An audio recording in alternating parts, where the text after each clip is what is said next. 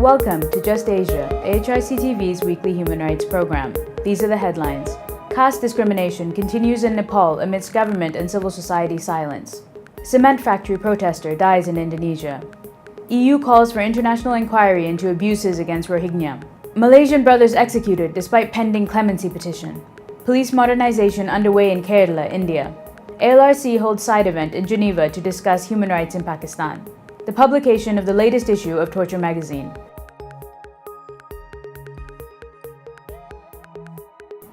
Welcome to AHRC TV's Just Asia. I'm Jessica Fernando. This week, Just Asia begins with Nepal, where caste discrimination continues to cause violence and shame. March 21st, celebrated as the International Day for the Elimination of Racial Discrimination, is considered by some as a day to mark all that is not right in Nepal. Since the day's inception in 1960, which was after more than 69 people were shot dead by police during a peaceful protest against apartheid laws in South Africa, the situation of Dalits in Nepal has barely improved. Nepal's Caste-Based Discrimination and Untouchability Offence and Punishment Act of 2011 was enacted after much struggle by the Dalit community. When reviewed in 2017, however, the Act's implementation is next to zero. The Nepal government, civil society, and international community are all silent on the issue of caste. Dalits like Ajit Mehar and Lakshmi Pariyar are being killed in the name of caste. While names change, the fate remains the same.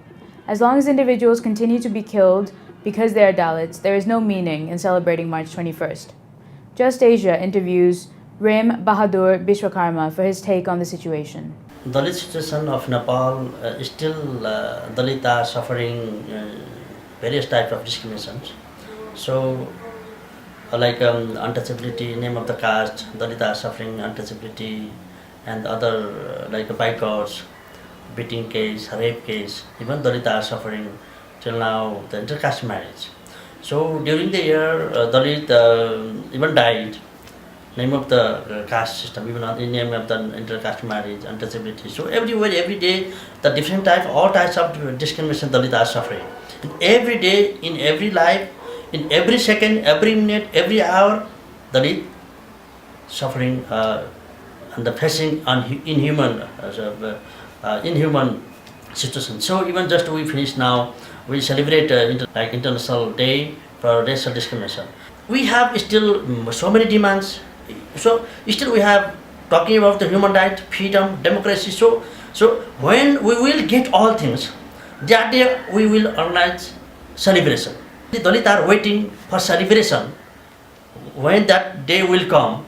But now every day we are fighting, speaking, talking, even collaborating for the human rights.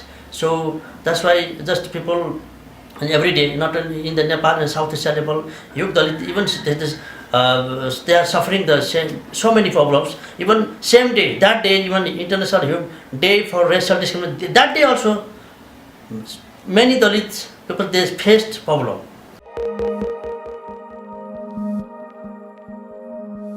In Indonesia, one of the mothers protesting against the Semen Indonesia's cement factories in Rembang passed away. Mrs. Patmi died on Tuesday on the way to Carlos Hospital in central Jakarta. She was an active member of the campaign to save the Kendeng karst area and was always in the front line of protests against the cement factory. As Just Asia reported last week, farmers from Rembang cast their feet in cement in front of the presidential palace to urge President Widodo to revoke Semen Indonesia's permit and to stop all its activities.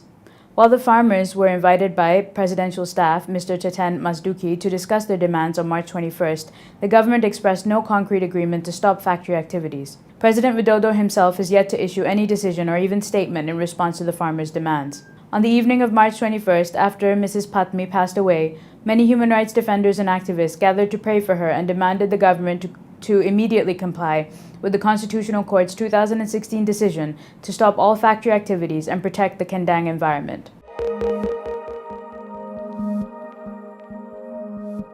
Moving on to Burma, the European Union has called for the United Nations to send an international fact-finding mission to investigate allegations of torture, rape, and executions by the military against the Rohingya Muslim minority. A UN report last month, based on interviews with Rohingya survivors in Bangladesh, said the Burmese army and police had committed mass killings and gang rapes of Rohingya in a campaign that may amount to crimes against humanity and ethnic cleansing. The Human Rights Council, currently holding a 4-week session, is to vote on resolutions from March 23rd to the 24th. If the EU resolution is adopted, the Council would urgently dispatch an international team to Burma with a view to ensure full accountability for perpetrators and justice for victims. In Malaysia, brothers Sutar Batumalai and B. Rames Batumalai were executed by hanging, despite the submission of a clemency petition containing new evidence in their case. The two brothers, who were convicted of murder in 2010, were hanged on March 17th this year. Although the men were granted a temporary stay of execution as a result of the petition, the government suddenly went ahead with the execution. The family was given less than 24 hours' notice to visit the brothers. The executions have been condemned by the UN and other agencies as well as by local activists. According to international safeguards, capital punishment should not be carried out pending any appeal or other recourse procedure relating to a pardon or communication of the sentence. Next, a new system to improve crime investigation in the state of Kerala has been introduced. All suspects are now to be interviewed in e-rooms rather than police stations. These e-rooms will be set up by the government near every district police headquarters.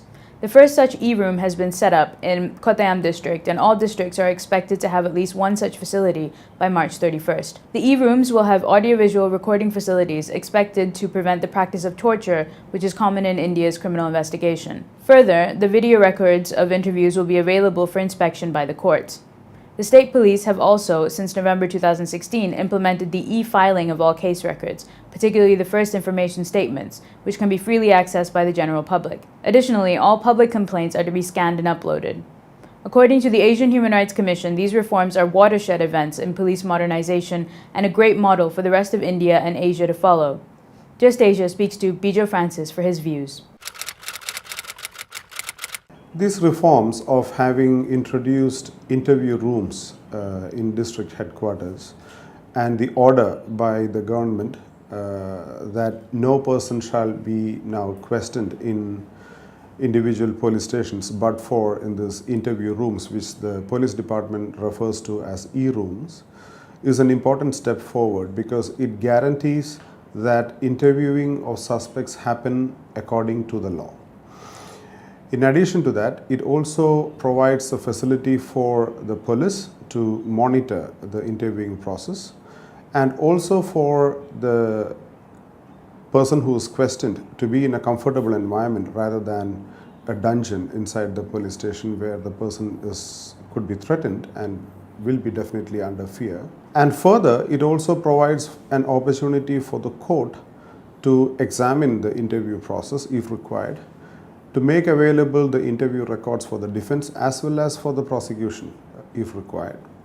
So in short, this reform of introducing interview rooms where interviews are recorded and supervised brings in an enormous extent of transparency to the investigation process, which was not there in India before, which is not there in India in any other state of the country, and it is not there across the board in the region.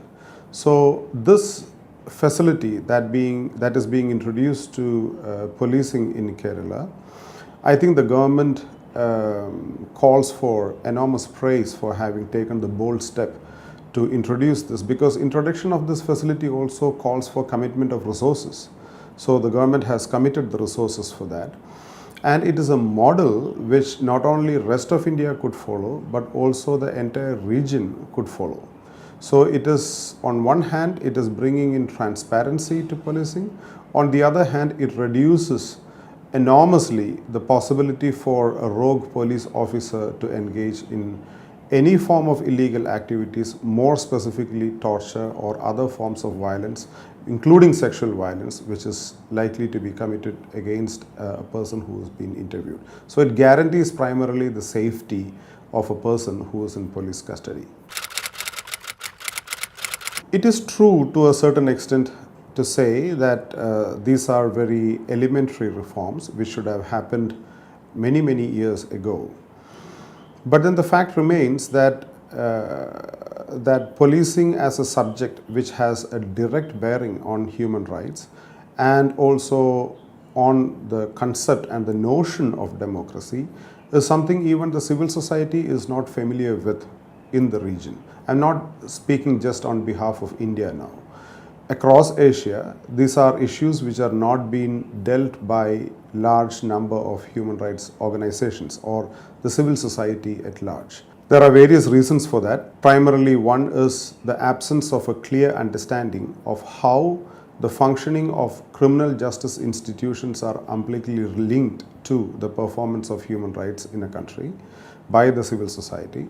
Two, the question of security of civil society actors when they directly engage with policing, because police is an agency of the state which enjoys vast extents of impunity and have created fear among ordinary people in the Asian region. And also, when you look at it from a historical perspective, policing in Asia has not evolved from where it was introduced by perhaps the British in the British colonial states, or by the French, or by the Portuguese, or whichever colonial powers entertained power in the region. The evolution of policing from an institution or an instrument with which a colony was administered to a service rendering agency in a democratic state has not happened, not only in practice but much before that in its concept itself. So for that reason too, this reform that has happened in Kerala, I would refer to it as a watershed event for the rest of Asia. The Asian Legal Resource Center held a side event in Geneva at the 34th session of the United Nations Human Rights Council on Pakistan's human rights situation.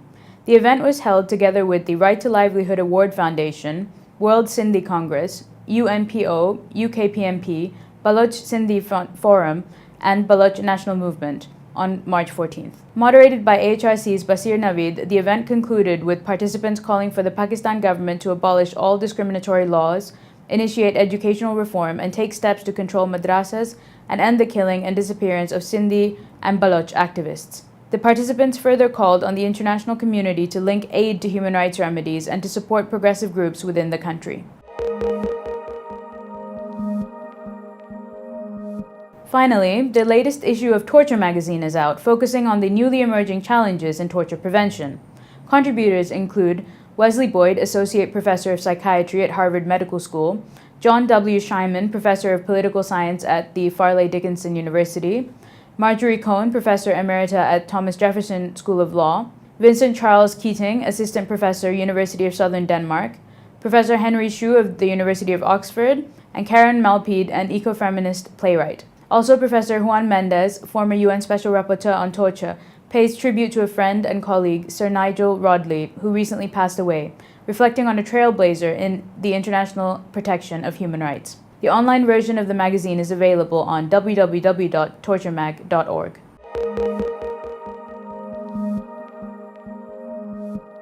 That is all for this episode of Just Asia. For more on these and other issues, please visit www.humanrights.asia or www.alrc.asia/justasia. Thank you for watching and see you next week.